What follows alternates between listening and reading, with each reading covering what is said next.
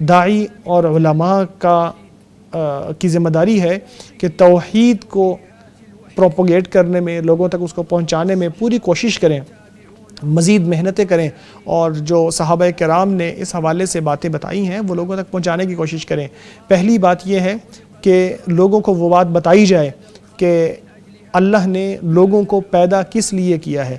علماء کو چاہیے کہ مفید علم لوگوں تک پہنچائیں، وہ علوم جو قرآن کریم سے یا وحی سے ماخوذ ہیں لوگوں کے سامنے واضح طور پر وہ چیزیں بیان کریں جو اکثر لوگوں کو معلوم نہیں ہیں، جو عقیدے سے متعلقہ ہیں۔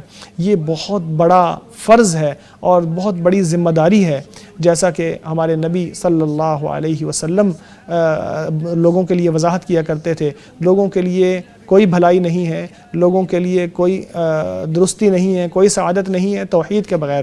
اگر توحید نہ ہو اور اس کو دنیا میں پھیلایا نہ جائے اور امت میں توحید کا علم بلند نہ ہو تو ان میں کوئی خیر نہیں ہے۔ اگر نبی پاک صلی اللہ علیہ وسلم کی پیروی کا علم بلند نہ ہو تو امت میں بھی کوئی خیر نہیں ہے۔ اللہ اس امت کی حفاظت فرمائے ہر طرح کی بلا سے، ہر طرح کے شر سے، ہر طرح کے فتنے سے۔